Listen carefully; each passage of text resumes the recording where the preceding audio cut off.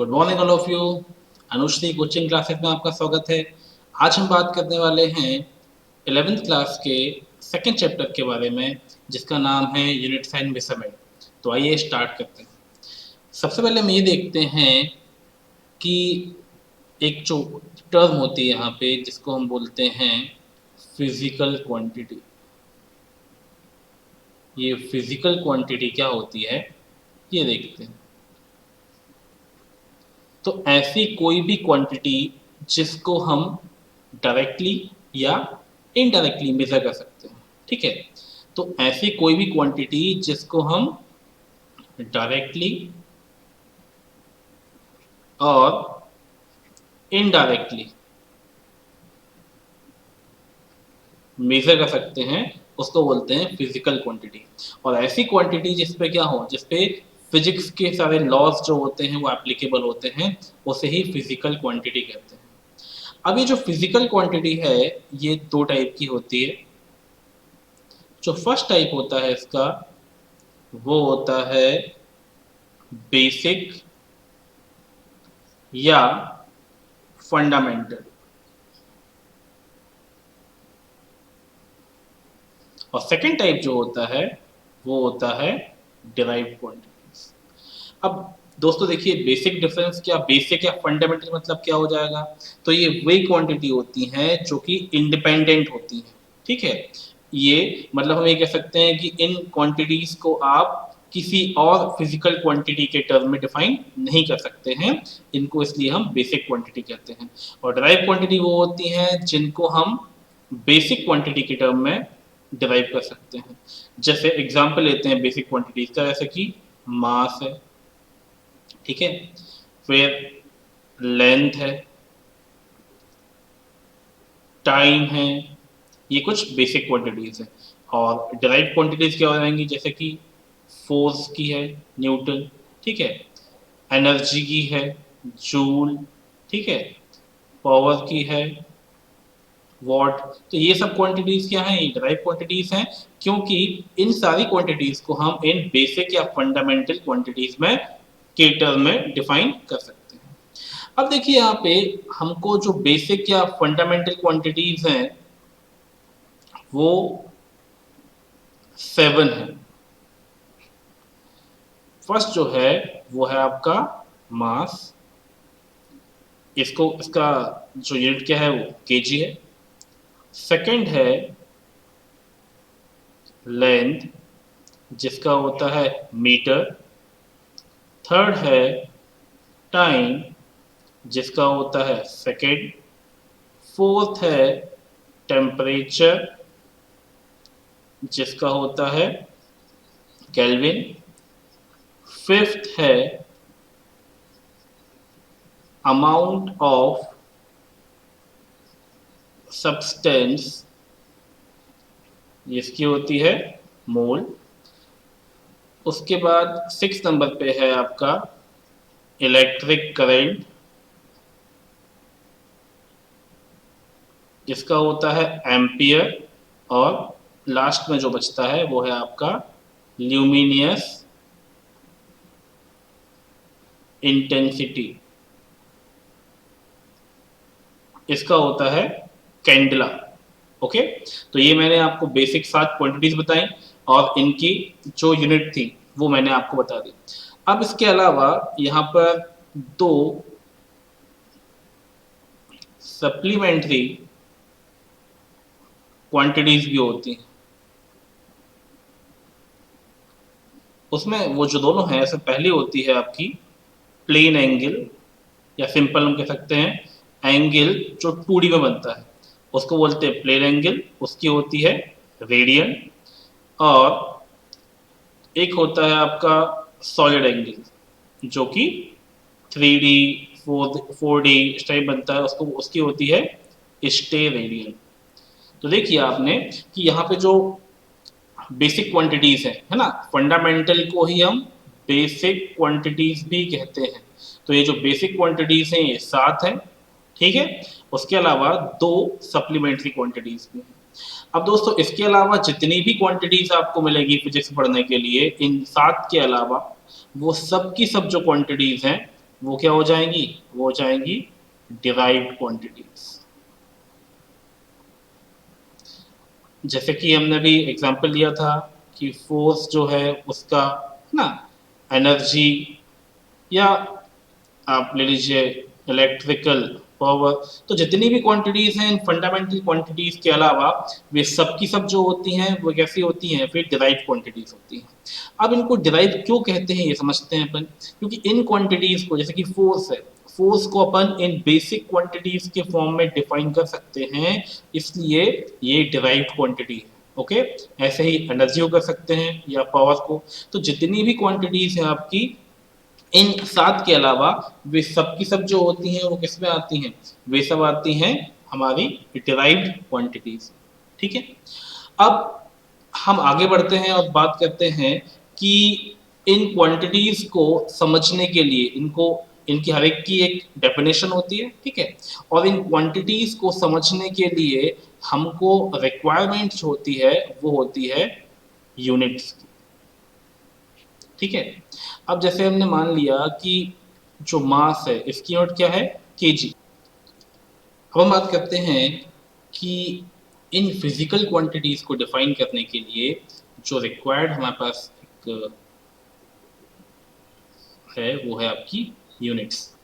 इन्हीं यूनिट्स के फॉर्म में हम इन फिजिकल क्वांटिटीज को, चाहे वो फंडामेंटल हो या डिराइव्ड हो, इनको हम डिफाइन करते हैं। तो फिजिकल क्वांटिटी को डिफाइन करने के लिए जो एक सिस्टम है उसको हम कह सकते हैं कि वो यूनिट है। अब जैसे सपोज कीजिए कि हमको कोई चीज़ का मास मेजर करना है, तो वो हम नापेंगे किसमें, वो हम नापेंगे केजी में। लेकिन यदि मुझे किसी चीज़ की लेंथ मेजर करनी है तो वो हम केजी में नहीं नाप सकते। यदि सारी फिजिकल क्वांटिटीज की एक ही यूनिट केजी हो जाए या मीटर हो जाए या सेकंड हो जाए, तो वो क्या होगा, हमको उन यूनिट्स को डिफाइन करने में काफ़ी प्रॉब्लम होगी, उन उन फिजिकल क्वांटिटीज को डिफाइन करने में काफ़ी प्रॉब्लम होगी। तो इसको ऐसा ये प्रॉब्लम ना हो, उसको रिड्यूस करने के लिए क्या किया गया, यूनिट्स को बनाया गया कि हर एक फिजिकल क्वांटिटी क्या होती है, एक यूनिट होती है जिसमें हम उस फिजिकल क्वांटिटी को डिफाइन करते हैं। तो हम कह सकते हैं किसी भी फिजिकल क्वांटिटी को डिफाइन करने के लिए हमको यूनिट्स बहुत ही ज़्यादा इम्पोर्टेंट होती हैं। ठीक है, तो अब जो यूनिट्स हैं इनके भी क्या हैं, कुछ सिस्टम्स हैं। हमारे पास यहाँ पर यूनिट के 4 सिस्टम होते हैं। ठीक है, जो पहला सिस्टम होता है वो होता है सीजीएस। सीजीएस का मतलब होता है centimetre, gram and second. Second होता है एफ टी एस, ये होता है फुट, पाउंड, सेकेंड। थर्ड होता है आपका एम के एस, ये होता है भी मीटर, केजी एंड सेकेंड। और फोर्थ नंबर पे जो होता है वो होता है एस आई सिस्टम। अब ये एस आई सिस्टम सबसे इंपॉर्टेंट क्या क्यों है, इसका फुल फॉर्म होता है system of international units. Okay, ये होता है सिस्टम ऑफ इंटरनेशनल यूनिट्स। जैसे कि इंग्लिश जो है, इंग्लिश वर्ल्ड वाइड एक्सेप्टेड या हम कह सकते हैं ग्लोबल लैंग्वेज है, वैसे ही जो एस आई सिस्टम है ये भी क्या है, ये भी वर्ल्ड वाइड एक्सेप्टेड सिस्टम है। यहाँ पर भी जो बेसिक इसकी यूनिट्स हैं वो क्या होंगी, metre, then KG and second. ये एस आई सिस्टम की यूनिट्स हैं। अब हम आगे बढ़ते हैं और बात करते हैं कि ये S I system globally accepted क्यों है, इसका इसकी इतनी इम्पोर्टेंस क्यों है। तो देखिए, चलिए आगे बढ़ते हैं। अब यहाँ हम देख सकते हैं कि जो एस आई सिस्टम है इसकी इम्पोर्टेंस क्या है ना। एस आई सिस्टम को इतना इम्पोर्टेंट क्यों बोला जाता है, सबसे पहली बात है कि इसमें कुछ जो भी बोलना चाहिए कि डेफिनेशंस हैं इसकी यूनिट्स की, वो बिल्कुल परफेक्ट फॉर्म में है। यहाँ पे एक जो बेसिक फॉर्म है वो है आपका कि ये कोहेरेंट सिस्टम। कोहेरेंट का मतलब होता है एक जैसा। तो चाहे आप किसी भी कंट्री में हो, है ना, चाहे आप कोई भी तरीके का कन्वर्जन करें यूनिट्स का, वो क्या होगा, हमेशा फंडामेंटल और या जो ड्राइव जो भी क्वांटिटीज होंगी वो हमेशा सेम ही होंगी। तो कोहेरेंट का मतलब क्या हो गया, कोहेरेंट का मतलब हो जाता है कि ये सेम रहती है, ठीक है, इसमें कोई भी डिफरेंसेस नहीं रहता। और हमेशा क्या होता है, सिस्टम यूनिट्स का हमेशा मल्टीप्लिकेशन या डिवीजन के फॉर्म में ही होता है, ठीक है। इसके बाद ये जो आपकी सेकंड है यहाँ पे, वो ये चीज है कि ये रेशनल सिस्टम है। पहला हो गया कोहेरेंट, सेकंड हो गया रेशनल सिस्टम। अब ये रेशनल सिस्टम क्या होता है, तो ये रेशनल सिस्टम का मतलब होता है कि यहाँ पे हम सारी की सारी जो फिजिकल क्वांटिटीज हैं उसकी केवल क्या होगी, केवल एक ही यूनिट होगी। फॉर एग्जाम्पल जैसे मैंने बोला एनर्जी। अब एनर्जी जो होती है, मान लीजिए आपकी एनर्जी जो है पोटेंशियल एनर्जी है, ठीक, इसकी यूनिट क्या होती है, वो होती है जूल। और हमने यहाँ ले लिया जो हम खाना खाते हैं उससे जो एनर्जी मिलती है हमको, उसकी यूनिट क्या होती है, वो होती है कैलोरी। तो अब यहाँ पे जूल और कैलोरी क्या हो गई हैं, आपकी अलग अलग यूनिट्स हो गई हैं, ठीक है। तो रेशनल सिस्टम का मतलब ये होता है कि चाहे एनर्जी फूड से मिलती हो अपन को, या पोटेंशियल हो या काइनेटिक हो या लाइट हो या हीट हो, कोई भी टाइप की एनर्जी जो होगी उसका केवल और केवल एक ही सिस्टम होगा, एक ही यूनिट होगी, वो क्या होगी, जूल। इसलिए क्या बोलते हैं इसको, हम इसको बोलते हैं ये रेशनल सिस्टम। इसके बाद थर्ड नंबर पे जो आता है कि ये मीट्रिक सिस्टम। मतलब आप यहाँ पे वैल्यूज को पॉइंट में या अपॉन में नहीं लिख सकते, है ना, इसमें हमेशा वैल्यूज क्या होती हैं, 10 की एक्सपोनेंट के फॉर्म में लिखा जाता है, चाहे वो एक्सपोनेंट पॉजिटिव हो या नेगेटिव हो। तो इसको बोलते हैं अपन इसका मीट्रिक सिस्टम।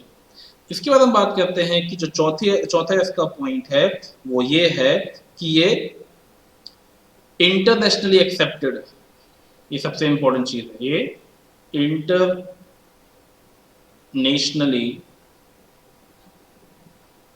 एक्सेप्टेड है। ओके, मतलब आप किसी भी कंट्री में जाएंगे और ये वहां बोलेंगे कि मुझे 1 मीटर कोई चीज चाहिए या 1 केजी कोई मेजरमेंट करना है, तो वो क्या हो जाएगा, वो वहां पे 1 केजी जो इंडिया में है वो वही, वो भी वैसा ही, चाहे कोई भी कंट्री हो कोई प्लेस हो, वो 1 केजी ही रहेगा। अब ये देख लिया हमने कि एसआई सिस्टम के क्या क्या यहाँ पे प्रॉपर्टीज हैं जिसकी वजह से वो इतनी इंपॉर्टेंट है। अब ये तो चीज हो गई, बात हो गई हमारी किसकी, कि भैया फिजिकल क्वांटिटी क्या होती है वो देख लिया, उसके बाद उनकी यूनिट्स देख ली, वो देख लिया अपन ने। अब सबसे इंपॉर्टेंट चीज है कि आपका मेजरमेंट, चाहे फिजिकल क्वांटिटी हो या यूनिट्स हो, वो सब किस पे डिपेंड करती हैं, वो सब डिपेंड करती हैं मेजरमेंट।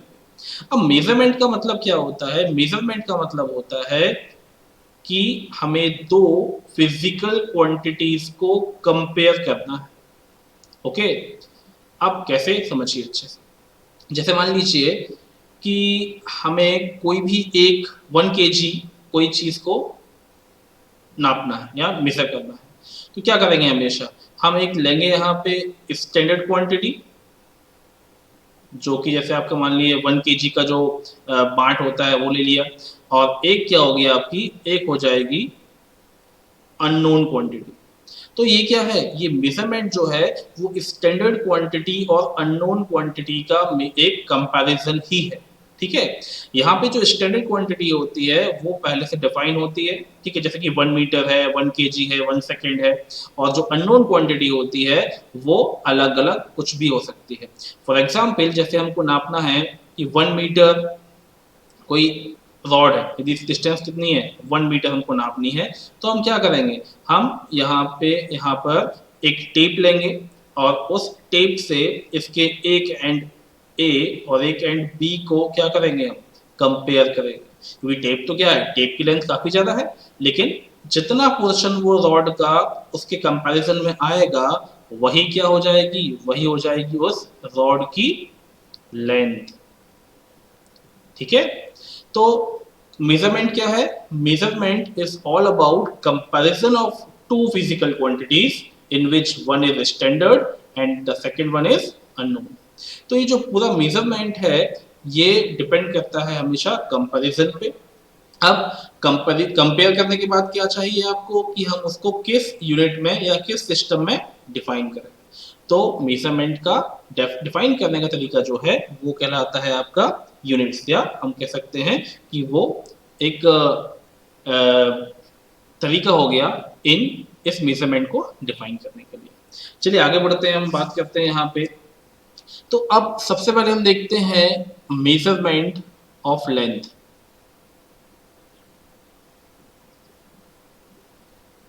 कि हम लेंथ को कैसे मेजर कर सकते हैं। अब किसी भी चीज को मेजर करने के लिए हमारे पास दो मेथड्स होती हैं, एक होती है डायरेक्ट और एक होती है इनडायरेक्ट। ओके, डायरेक्ट मेजरमेंट क्या होता है, जो मैंने बताया आपको अभी कि हमने सीधा लिया और डायरेक्टली है ना उसको फिजिकल कांटेक्ट से क्या किया, अपन ने कंपेयर किया और लिख दिया।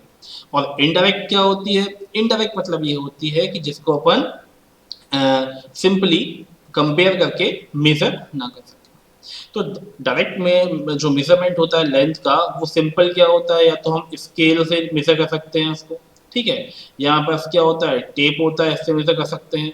तो ये जो भी आपका डायरेक्ट मेजरमेंट है वो बेसिकली इन दोनों ही चीज़ों से होता है। लेकिन जो इनडायरेक्ट मेजरमेंट है इसके लिए हमारे पास कई सारी मेथड्स होती हैं। जैसा कि आपने क्लास 10th में पढ़ा होगा कि वहाँ पे जो एप्लीकेशन ऑफ ट्रिग्नोमेट्री है, या हम कह सकते हैं कि जो हाइट एंड डिस्टेंस वाला कंसेप्ट है वो, ठीक। सेकंड जो मेथड है आपकी वो क्या हो जाता है डिस्टेंस नापने की, वो होती है सोनार। ये पढ़ा है आपने 9th क्लास में। सोनार का फुल फॉर्म क्या होता है? ये होता है साउंड नेविगेशन एंड रेंजिंग। इसी कंसेप्ट पे थर्ड है रेडार। रेडार का फुल फॉर्म जो होता है ये होता है रेडियो डिटेक्शन एंड रेंजिंग। ये दोनों सेम कंसेप्ट पे काम करते हैं। और फोर्थ नंबर पे जो सेम कंसेप्ट है इनका वो है लेजर। तो लेजर का जो फुल फॉर्म होता है ये होता है light amplification by stimulated emission of radiation.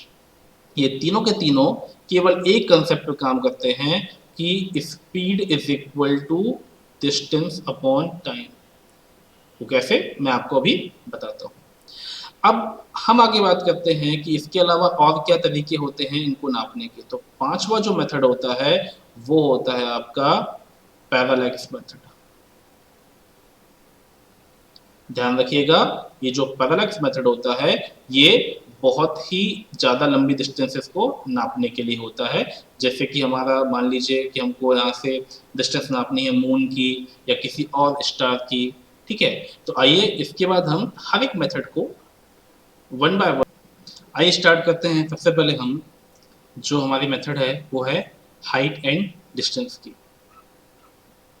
चलिए, तो यहाँ पे देखते हैं जो हम पढ़ चुके हैं क्लास 10th में कि ये जो कंसेप्ट है हाइट एंड डिस्टेंस का, ये है क्या एक्चुअली। फर्स्ट मेथड है आपकी वो है हाइट एंड डिस्टेंस। यहाँ हमने पढ़ा हुआ है कि मान लीजिए ये तब यूज़ करते हैं जब हम डायरेक्ट मेजरमेंट नहीं कर सकते। अब मान लीजिए कि हमें किसी लॉन्ग डिस्टेंस को मेजर करना है और ये वो जो डिस्टेंस है आपकी, ये पता है हमको उसकी हाइट h है, ठीक है।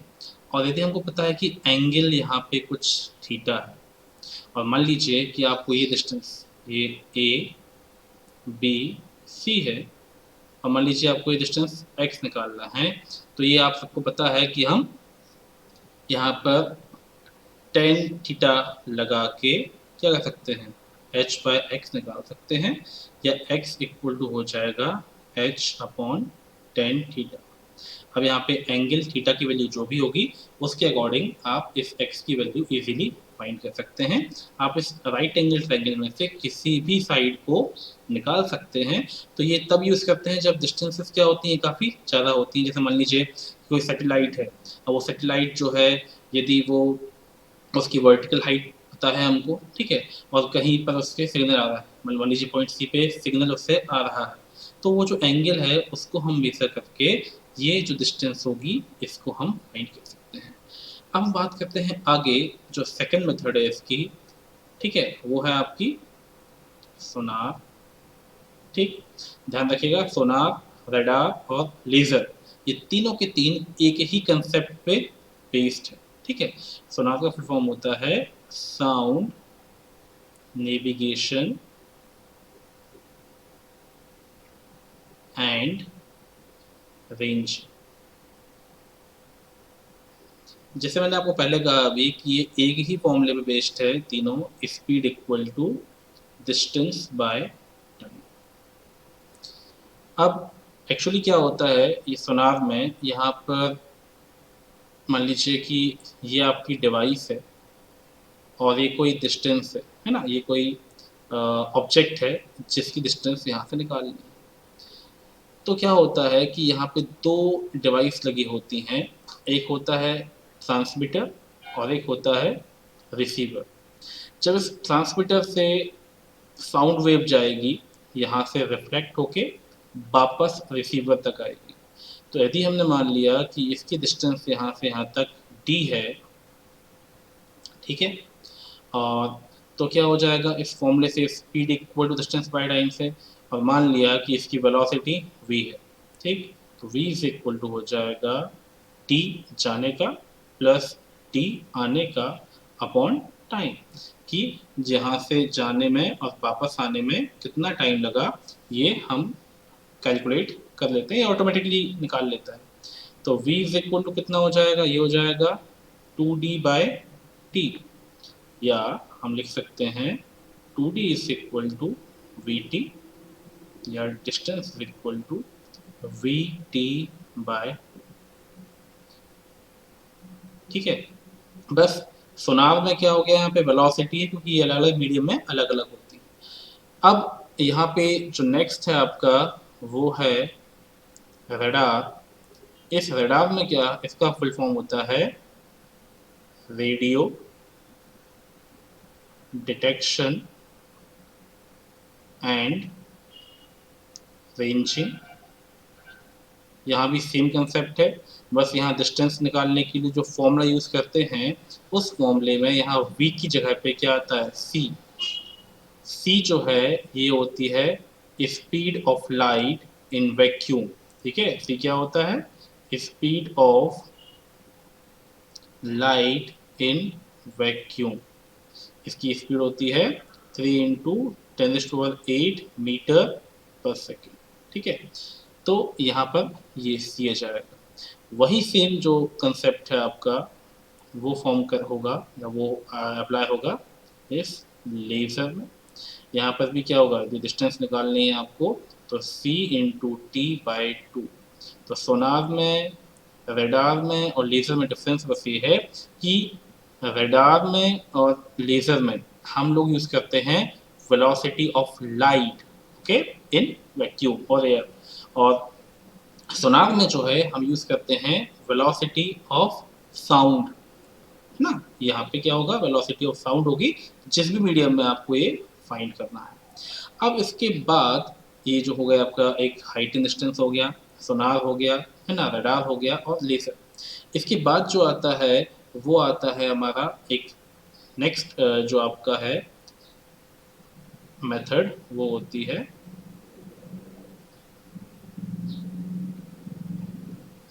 Parallax method. अब इस पैरेलैक्स मेथड में क्या करना होता है ये देख लेते हैं हम। ये मेथड एक्चुअली क्या है, स्टार्स वगैरह की डिस्टेंस निकालने के लिए काम आती है। यहाँ एक असम्पशन होता है कि हम जानते हैं कि डिस्टेंस जो है स्टार्स वगैरह की वो काफ़ी ज़्यादा है। तो मान लीजिए कि ये मून है और ये हमारा हो गई यहाँ पे अर्थ हो गई। अभी तो कोई बंदा यहाँ पे खड़ा हुआ है, ठीक है, तो वो मून को क्या क्या करेगा, मून को ये देखेगा ऐसा, तब तो क्या होगा, मून उसको पूरा विजिबल होगा, नहीं तो मून पूरा विजिबल नहीं होगा। अब यहाँ पर हमने मान लिया कि इसकी डिस्टेंस डी, ये भी डी है और ये भी डी, और जो मून है उसका डायमीटर क्या है, कैपिटल डी। ठीक। अब एक फॉर्मूला है जो मैथ्स में पढ़ा होगा भी आपने, कि एंगल इज इक्वल टू होता है आर्क अपॉन रेडियस। ओके। अब यहाँ पे आर्क का नाम दे दिया अपन, ए पी दे दें, तो ये जो आर्क है ये क्या हो जाएगा, ये हो जाएगा आर्क ए बी, इस तरीके से। ठीक। अब एक चीज समझिए, यदि हम अर्थ पे खड़े हुए हैं और जनरली कोई भी एक व्यक्ति होता है, उसकी हाइट लगभग कितनी होती है, एवरेज मान लीजिए आप 6 फीट हाइट है उसकी, और ये जो मून से लेके अर्थ की डिस्टेंस होती है, ये डिस्टेंस होती है 3,84,000 किलोमीटर। तो ये 6 फीट के कंपैरिजन में क्या है, ये काफी ज्यादा है, ये बहुत बहुत ज्यादा है। ठीक है।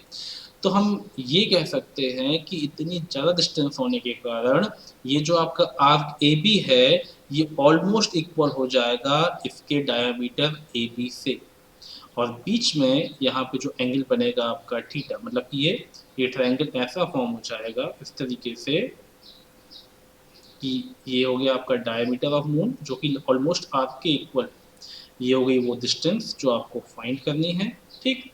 और यहाँ पर जो हो गया ये हो गया पैरेलैक्स एंगल। अब यदि अपन इस ट्रायंगल का नाम दे दें पी क्यू आर, तो यहाँ पे क्या हो जाएगा, आप इस फॉर्मूले से कि theta is equal to D upon D, इस तरीके से हम इसको फाइंड कर सकते हैं। अब यदि आपको एंगल पता है डी थीटा, तो आप क्या कर सकते हैं, इस डिस्टेंस डी को यहाँ से इस तरीके से फाइंड कर सकते हैं। आई होप आपको ये डाउट क्लियर हो गया होगा कि पैरेलैक्स मेथड क्या होती है और इसको हम सॉल्व कैसे करते हैं या इसका फॉर्मूला क्या होता है। अब यहाँ पे एक और मेथड होती है 6 नंबर पे, वो होती है काफ़ी स्मॉल डिस्टेंसेस को नापने के लिए, उसको हम बोलते हैं एवोगैड्रो हाइपोथेसिस। इस अकेले के लिए थोड़ा सा टिपिकल टॉपिक है, इस अकेले के लिए मैंने एक सेपरेट वीडियो बना कर रखा हुआ है, तो उसको आप देख सकते हैं, इसमें हम बात करेंगे बाद में।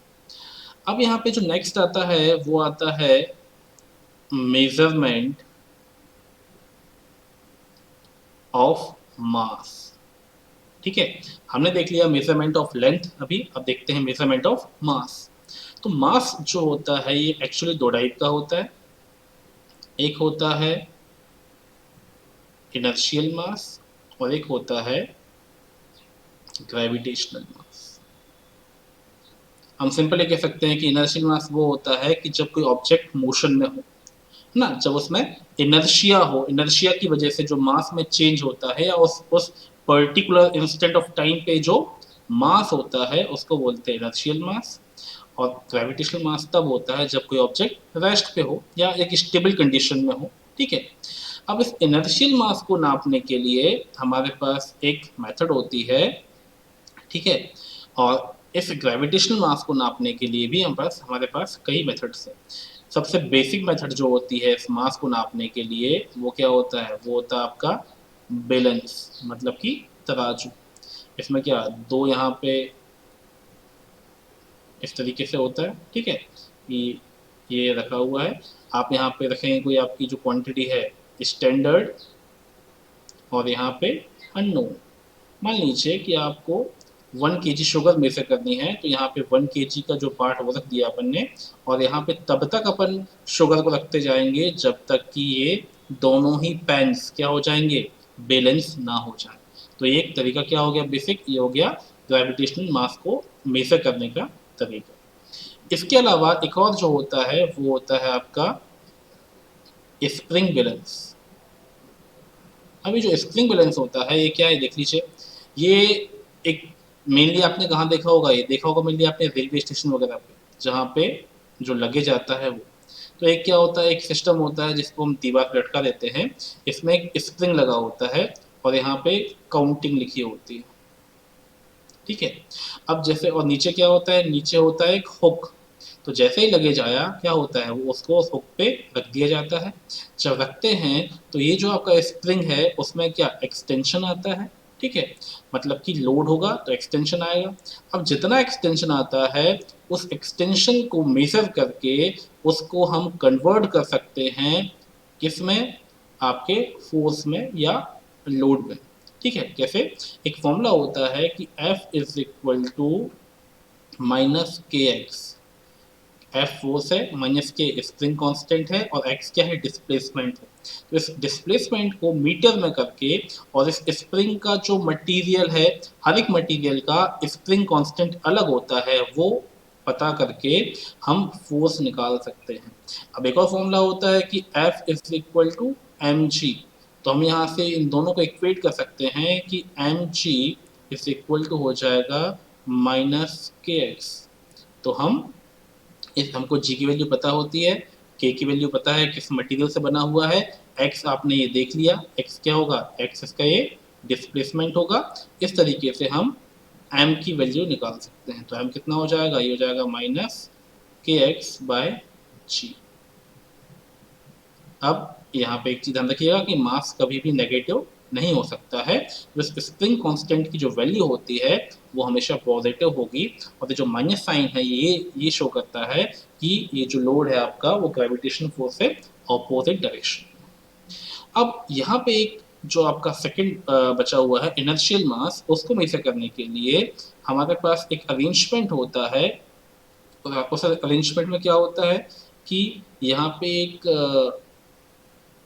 प्लेट होती है, मेटेलिक प्लेट होती है ना, जिसको हम बोलते हैं पेन, ठीक। अब इस पे क्या होता है, इस पे हम कोई भी मास रख देते हैं। अब देखिए इसके ऊपर भी क्या होती है, ऊपर भी काउंटिंग होती है और नीचे भी काउंटिंग होती है, जैसे यहाँ 1 2 इस टाइप से हम लिख देते हैं। और यहाँ पे जो आपका मास है जिसका हमको मेजर करना है वो निकाल लेते हैं, वो हम यहाँ रखते हैं। अब ये जो एक्सपेरिमेंट होता है, इसको करने के लिए हमको 2 बार इस एक्सपेरिमेंट को परफॉर्म करना होता है। पहली बार में जो एक्सपेरिमेंट होता है वो नोन मास के लिए होता है कि हमको मास पता है, और सेकेंड टाइम जो आपका एक्सपेरिमेंट होता है उससे हम अननोन मास को फाइंड कर सकते हैं, ठीक है। तो अब इसको नापने के लिए हमारे पास एक बेसिक फॉर्मूला होता है जो कि आपने पढ़ा हुआ है सिंपल पेंडुलम के फॉर्म में, जो टाइम निकालते हैं, तो वही टाइम भी यहाँ हम फाइंड कर सकते हैं। एक तरीका हमारे पास ये होता है, और एक तरीका जो होता है वो ये है कि आप यहाँ पे मास का और टाइम का रिलेशन निकाल सकते हैं। कैसे, हम जानते हैं